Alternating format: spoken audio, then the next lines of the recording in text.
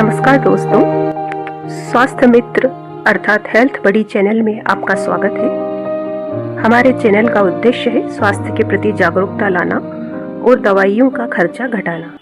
आज का विषय है भोजन संबंधित सामान्य नियम।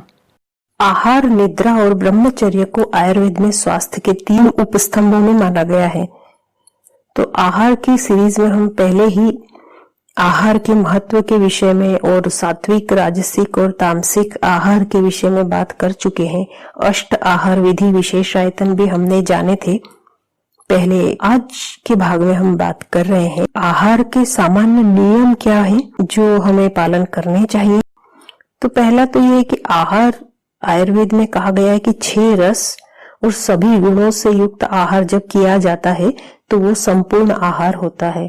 तो अब 6 रस कौन कौन से हैं? 6 रस हैं मधुर, अम्ल, लवण, कटु, तिक्त, कषाय। तो मधुर हम सब जानते हैं मीठे रस वाले, अम्ल मतलब खट्टे रस वाले, लवण मतलब जो नमकीन होते हैं भोज्य पदार्थ वो, और कटु, कटु मतलब आयुर्वेद में कड़वा नहीं होता है, कटु मतलब जो मसालेदार होते हैं वो, और तिक्त, तिक्त शब्द आयुर्वेद में कड़वे भोज्य पदार्थों के लिए प्रयोग किया है। तो इसलिए आयुर्वेद में जब भी कटु रस आए तो समझिए तीखा, और जब तिक्त रस कहा जाए तो समझिए कड़वा।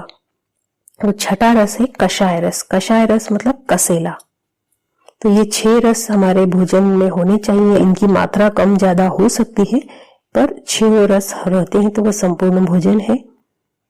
उसी प्रकार जो आहार के गुण है तो वो गुण है जैसे गुरु, गुरु आहार मतलब जो पचने में थोड़े भारी होते हैं, हलवा है, खीर है वो। लघु मतलब हल्के, सुपाच्य, जो सुपाच्य में सलाद हो गया या अंकुरित अन्न हो गया, ये सब सुपाच्य लघु में आते हैं। रुक्ष, रुक्ष मतलब सूखे आहार, तो जिसका प्रभाव सूखा हो। श्लक्ष्ण, श्लक्ष्ण मतलब जो थोड़ा सा ऑयली हो, थोड़ा सा चिकनाई वाला हो, वो श्लक्ष्ण। और उष्ण, उष्ण मतलब गर्म प्रकृति के पदार्थ होते हैं वो उष्ण में आते हैं। शीत, शीत मतलब जो ठंडे, तो गर्म प्रकृति में आप जैसे मिर्च मसालेदार, और शीत प्रकृति के मतलब छाछ है उसको ज्यादा हम ठंडे में मानेंगे, उसका प्रभाव ठंडक देता है पेट में, तो छाछ को आप ठंडा मान सकते हैं। तो इस तरह के ये सारे गुरु, लघु, रुक्ष, श्लक्ष्ण, उष्ण और शीत गुण वाले पदार्थों का भी समावेश हमारे भोजन में जब होता है तो वो संपूर्ण भोजन होता है। और जो सामान्य नियम है संपूर्ण आहार के साथ साथ, एक ये है कि आप अपने हाथ अच्छे से धोएं, और आयुर्वेद में बताया गया कि अपना चेहरा और पैर ये भी यदि धो के आप भोजन करते हैं तो आपकी जठराग्नि प्रदीप्त रहती है, यानी डाइजेस्टिव फायर अच्छी रहती है। तो जब भी आप हाथ, मुंह और पैर धोना जिसे कहते हैं, तीनों धोएंगे और फिर भोजन के लिए बैठेंगे तो अच्छा है। ताजा बना हुआ भोजन लें, बहुत पुराना या फ्रिज में बना हुआ ठंडा बासी भोजन ना करें। हो सके तो जो भी मौसम के फल हैं वो भोजन के साथ आप थोड़ा ले सकते हैं आखिर में। आपका भोजन जो शुरू में है वो थोड़ा भारी भोजन खाएं, क्योंकि शुरू में आपकी जठराग्नि बहुत तेज होती है, और फिर हल्के जो भोजन है वो भोजन के आखिरी में खाएं। तो आयुर्वेद में मीठा पहले खाने को कहा गया है क्योंकि वो भारी होता है, उसमें घी है, शक्कर है, क्योंकि जठराग्नि आपकी शुरू में तेज होती है, और जो हल्के पचा सकते हैं वो बाद में खाएं। अगला जो नियम है वो है कि अम्ल पैदा करने वाले मतलब एसिडिक पदार्थ ना खाएं, जो आपके शरीर के में जाके या पेट में जाके अम्लता पैदा करें, वो पदार्थ आप कम खाएं या नहीं खाएं, क्योंकि हमारे शरीर में सारी चीजें क्षारीय होती है, अल्कलाइन नेचर की होती हैं ज्यादा, तो बहुत ज्यादा खट्टी चीजें शरीर को नुकसान देगी, या बहुत मिर्च मसालेदार वाली चीजें भी शरीर को नुकसान देगी।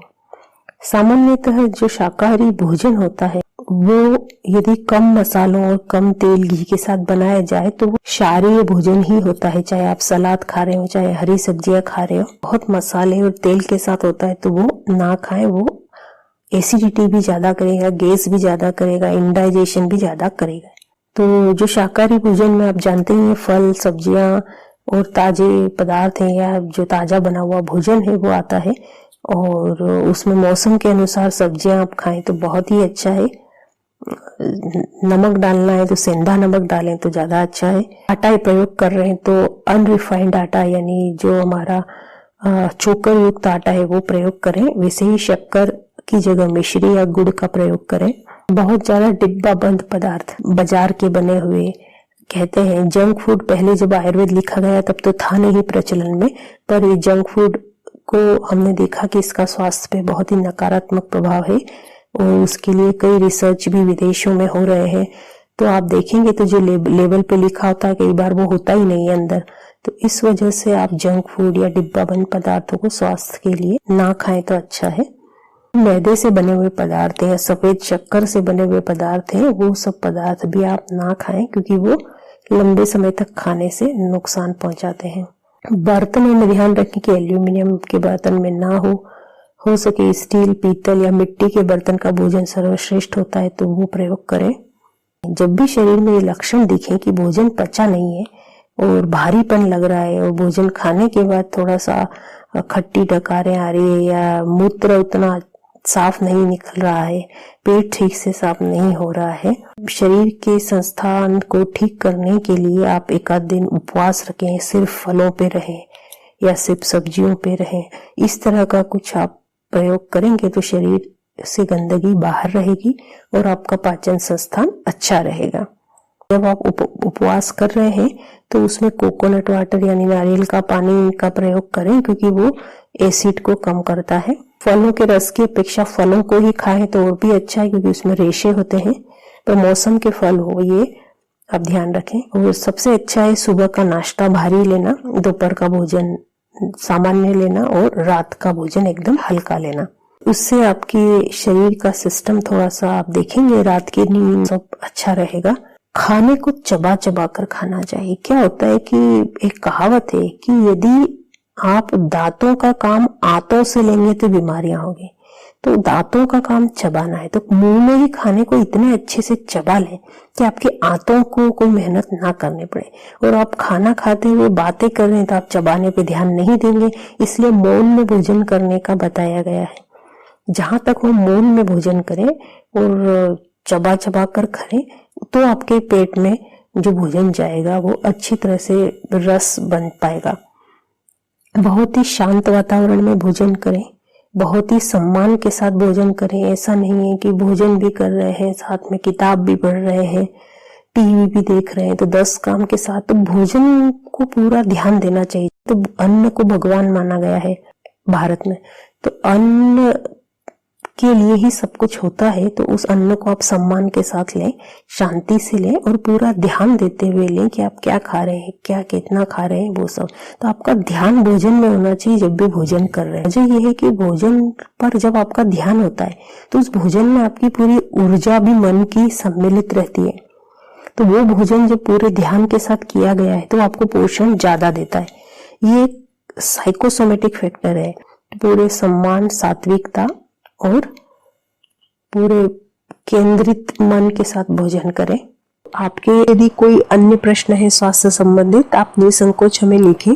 हमें बहुत ही प्रसन्नता होती है यदि हम आपके किसी भी काम आ सके स्वास्थ्य संबंधित समस्याओं में। आप में से बहुत से लोग चाहते हैं कि अपने परिवार के स्वास्थ्य की रक्षा वो स्वयं करें। ऐसे ही लोगों के लिए हमने एक ऑनलाइन आयुर्वेदा कोर्स डिजाइन कर रखा है जिसमें हम आपको अपने स्वास्थ्य की रक्षा कैसे करें ये बताते हैं। तो उसमें आप इतना सीख जाते हैं कि आपने और अपने परिवार के स्वास्थ्य की रक्षा कर सके। आपको स्वास्थ्य संबंधित किताबें पढ़ने का शौक है, विशेषकर आयुर्वेद, योग संबंधित, तो किताबों का लिंक भी हमने विवरण में दे रखा है। हमारे चैनल को आप सब्सक्राइब करेंगे यानी सदस्यता ले लेंगे, आपको हमारे हर नए वीडियो की जानकारी तुरंत मिल जाया करेगी। तो फिर मिलते हैं अगले वीडियो में, तब तक के लिए नमस्कार।